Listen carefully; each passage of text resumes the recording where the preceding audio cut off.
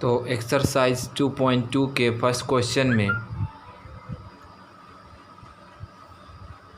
Zeros निकालने हैं quadratic polynomial के और उसको फिर वेरीफाई करके बताना है कि क्या रिलेशन है सम ऑफ ज़ीरोज़ और प्रोडक्ट ऑफ ज़ीरोज़ निकाल के रिलेशनशिप बताना है, क्या रिलेशन है पॉलिनोमियल और सम ऑफ ज़ीरोज़ का। तो चलिए फर्स्ट क्वेश्चन सॉल्व कर लेते हैं। पहले क्वेश्चन में का जो क्वाड्रेटिक इक्वेशन है x square minus 2x minus 8 है। तो इसमें देखेंगे 2x को डिस्ट्रीब्यूट करेंगे ऐसे कि दोनों जो डिस्ट्रीब्यूट करके जो दो टर्म लेंगे उसको मल्टीप्लाई करने पर -8 आए और ऐड या माइनस करने पर -2 आए। तो 4x में से -4x में से 2x माइनस करेंगे तो -2x आएगा और दोनों को मल्टीप्लाई करेंगे तो 4 2 जा 8 -8 आएगा। तो 4 और 2 को हम ले लेंगे।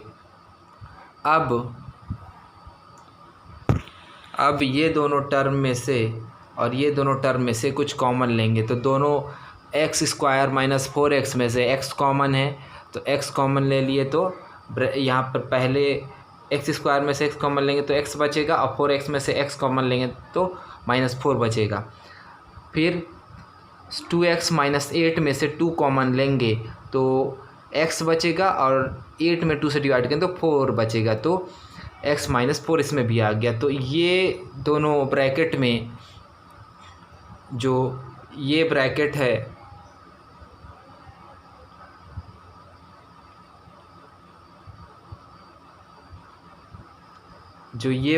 और ये ब्रैकेट है, ये दोनों ब्रैकेट में सेम टर्म्स आने चाहिए। तो x-4 सेम है, इसको एक बार लिखेंगे यहाँ पे और x + 2 है तो उसको एक बार लिख देंगे।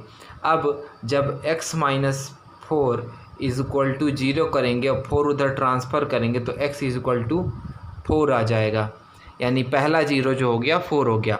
फिर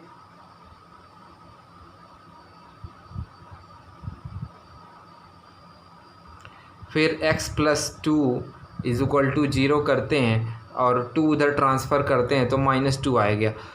तो 0 की जो वैल्यू हो गई पॉलिनोमियल की वो -2 और +4 हो गई। अब वेरिफिकेशन करते हैं तो सम ऑफ ज़ीरोज़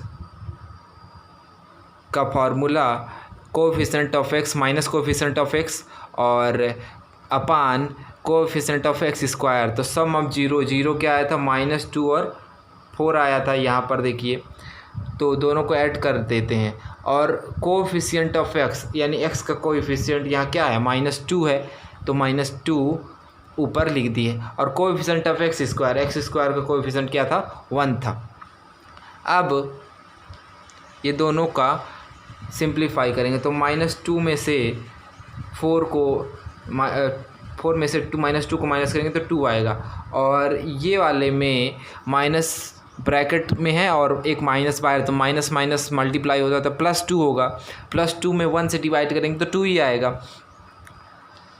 अब नेक्स्ट स्टेप में प्रोडक्ट ऑफ ज़ीरोज़ का फार्मूला होता है constant term upon coefficient of x square. तो प्रोडक्ट ऑफ ज़ीरो यानी 0 जो आया था 4 और -2 उसका मल्टीप्लाई करेंगे और कांस्टेंट टर्म यहाँ पे -8 है तो -8 यहाँ पे रख दिए हैं, -8 अपान 1 क्योंकि कोएफिशिएंट ऑफ x स्क्वायर क्या है, 1 है। तो 1 से 8 में डिवाइड करेंगे तो -8 आएगा, यानी यहाँ पे भी 8 आ गया और यहाँ पे भी 8 आ गया, यानी वेरिफिकेशन हमारा हो गया।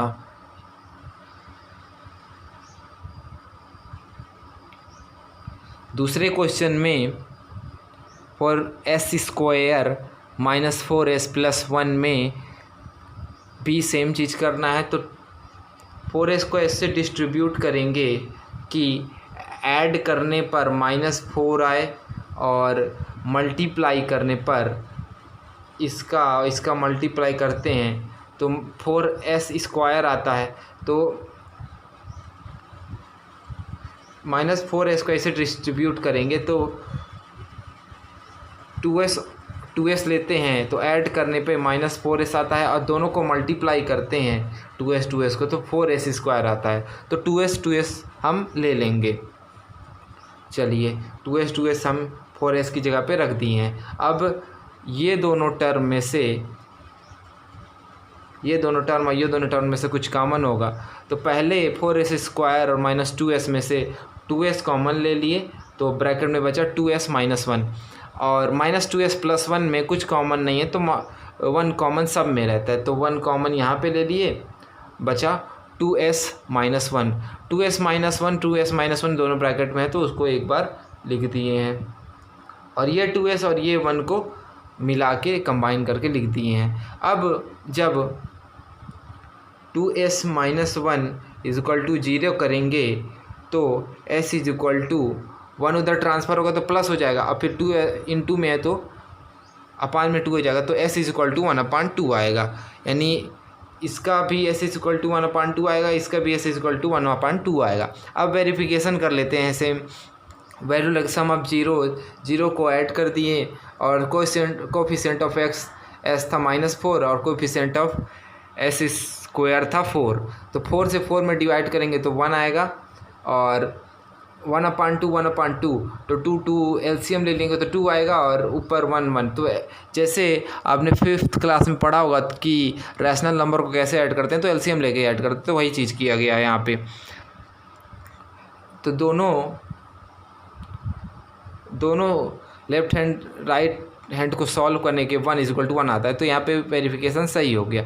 अब दूसरे नेक्स्ट स्टेप में product of 0 = constant term and coefficient of x² का निकालना है, देखना है कि वेरीफाई होता है कि नहीं। तो प्रोडक्ट ऑफ 0 प्रोडक्ट क्या था 1/2 और 1/2 तो 1/2 का मल्टीप्लाई कर दिए हैं 1/2 से तो 1/4 आया है और कांस्टेंट टर्म क्या था 1 था, कांस्टेंट टर्म 1 था 1 लिख दिए और कोफिशिएंट ऑफ s² क्या था 4 था तो 1/4। तो लेफ्ट हैंड साइड और राइट हैंड साइड दोनों 4 आया है तो दोनों वेरिफिकेशन सही है। अब क्वेश्चन नंबर 3 देख लेते हैं। 3 में 7x लास्ट में है जबकि बीच में होना चाहिए, इस फॉर्म में होना चाहिए ax² + bx + c के फॉर्म में होना चाहिए। तो ये जो कांस्टेंट टर्म है वो बीच में है तो हम उसको नेक्स्ट स्टेप में किनारे कर देंगे और 7x को पहले कर देंगे। अब 7x को ऐसे डिस्ट्रीब्यूट करना है कि 6 × 3 = 18 आए डिस्ट्रीब्यूट करने पर जो भी टर्म ले हम और ऐड या माइनस करने पे -7 आए। तो 9 और 2 को ले लिए हैं तो 9 और 2 को मल्टीप्लाई कर देंगे तो 18 आएगा -18 आएगा और माइनस करने पर 7 आ रहा है तो 9 और 2 को ले लिए हैं। अब ये दोनों टर्म में से कुछ कॉमन लेंगे तो 6x² और 9x में से 3x कॉमन लेंगे तो बचेगा 2x और 9 में से 3 कॉमन लेंगे तो 3 बचेगा तो 2x - 3 और इसमें ये दोनों टर्म में कुछ कॉमन नहीं है तो 1 कॉमन लिया गया है तो 2x - 3 बच जाएगा। अब 2x - 3 दोनों ब्रैकेट में तो उसको एक बार लिख दिया गया और 3x + 1 को कंबाइन करके लिख दिया गया। अब दोनों का 0 ट्रांसफ़र करेंगे तो -1/3 आएगा और 3/2 आएगा। वेरिफिकेशन कर लेंगे सेम उसी तरह सम ऑफ 0 1/3 और 3/2 आया था तो दोनों को ऐड कर लेंगे और coefficient of x²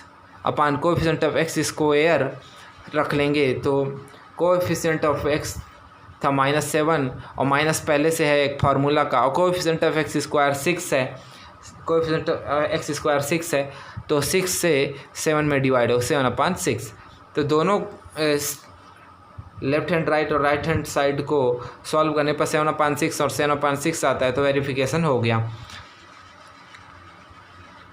next step में constant term upon coefficient of x square, तो प्रोडक्ट ऑफ जीरो का मल्टीप्लाई करेंगे -1/3 इंटू 3/2 का मल्टीप्लाई करेंगे, और कांस्टेंट टर्म 3 है, कांस्टेंट टर्म क्या है यहाँ पे 3 है, तो 3 कोफिशिएंट ऑफ एक्स स्क्वायर का कोफिशिएंट 6 था, तो दोनों को सॉल्व करने पर 3/6 माइनस 3/6 आ रहा था, ये वेरिफिकेशन हो गया। चलिए नेक्स्ट क्वेश्चन देख लेते हैं।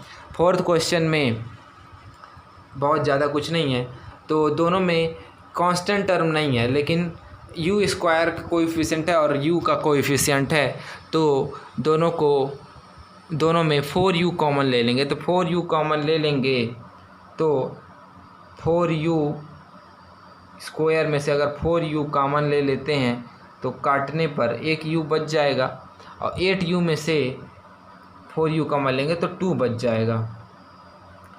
4u इज इक्वल टू 0 करते हैं तो u इज इक्वल टू भी 0 आएगा, और u plus 4 is equal to 0 करते हैं तो u इज इक्वल टू -2 आएगा।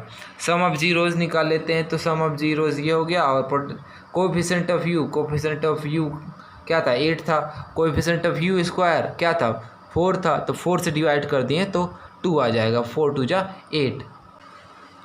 दोनों साइड लेफ्ट हैंड साइड और राइट हैंड साइड इक्वल आ गया। अब प्रोडक्ट ऑफ जीरो निकालते हैं, तो जीरो का प्रोडक्ट ऑफ जीरो तो जीरो आ रहा है, कांस्टेंट टर्म अपान 4, कांस्टेंट टर्म कुछ नहीं है यहाँ पे होना चाहिए +c के फॉर्म में, तो कांस्टेंट टर्म कुछ नहीं है तो जीरो रखेंगे वहाँ पे, जीरो में 4 से डिवाइड करेंगे तो जीरो ही आ जाएगा, तो 0 इज इक्वल टू 0 यानी वेरीफाई हो गया। चलिए नेक्स्ट क्वेश्चन देख लेते हैं। क्वेश्चन नंबर 5, यहाँ पर t² इज इक्वल टू 15 है, 15 उधर ट्रांसफ़र करेंगे 0 निकालने के लिए, तो प्लस से 15 माइनस में हो जाएगा, और जब t में से स्क्वायर हटाएंगे तो उधर रूट लगेगा, प्लस माइनस √15, और एक बार प्लस के साथ लिख देंगे और एक बार माइनस के साथ लिख देंगे, तो t इज इक्वल टू -15 और t is equal two plus √15 आएगा। तो अब दो जीरो आ गए, -√15 और प्लस √15। अब ये वैल्यू फार्मूला में रखेंगे तो सम ऑफ जीरोज़ और कोएफिशिएंट ऑफ x का कोएफिशिएंट कुछ नहीं था 0, कोएफिशिएंट एक्स स्क्वायर, तो यहाँ पे आएगा 1, यहाँ पे मैंने गलत लिख दिया, यहाँ पे आएगा 1, तो 1 में 0 से डिवाइड करेंगे 0 आएगा, तो 0 इज इक्वल टू 0। फिर प्रोडक्ट ऑफ जीरो जब निकाल लेंगे, प्रोडक्ट यानी दोनों रूट का मल्टीप्लाई, और कांस्टेंट टर्म यहाँ -15 था तो -15 अपान 1, कोएफिशिएंट ऑफ t² का कोएफिशिएंट 1 है।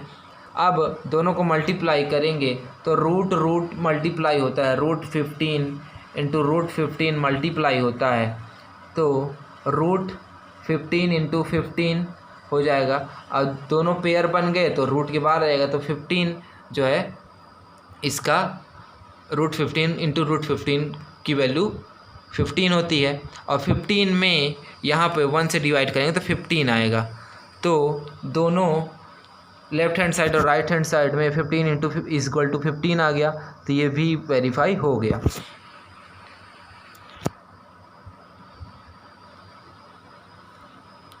लास्ट क्वेश्चन देख लेते हैं। ये 3 है, ये 4 है, तो 3 4 जा 12। अब x को ऐसे डिस्ट्रीब्यूट करते हैं कि ऐड या माइनस करने पर -x आए और मल्टीप्लाई करने पर -12 आए, तो 4 अब +3, तो 4 3 जा 12 होता है, और इसको माइनस करने पे -x आ रहा है, तो 4 और 3 ले लिए हैं।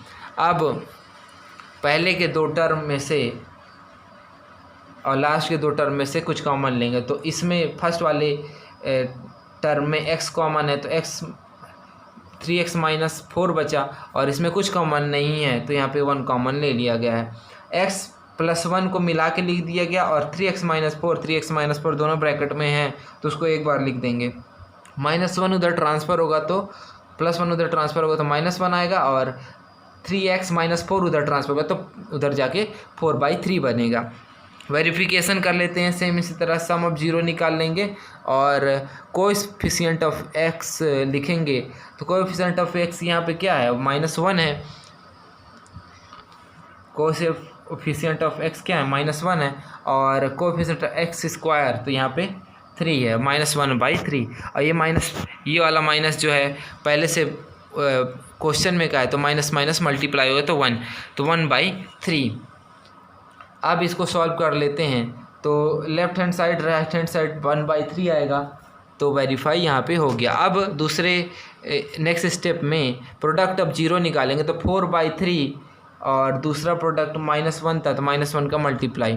कांस्टेंट टर्म यहाँ पे -4 है और x इसको तभी यहाँ पे -4 रखा गया है और कोएफिशिएंट ऑफ x² था 3।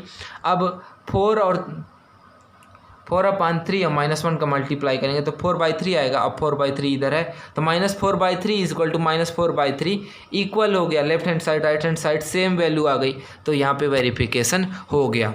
तो होपफुली आपको वीडियो में सल्यूशन कैसे निकालते हैं 2.2 एक्सरसाइज का समझ में आ गया होगा। तो वीडियो को लाइक करिए और चैनल पर नए हैं तो सब्सक्राइब करिएगा। Thank you.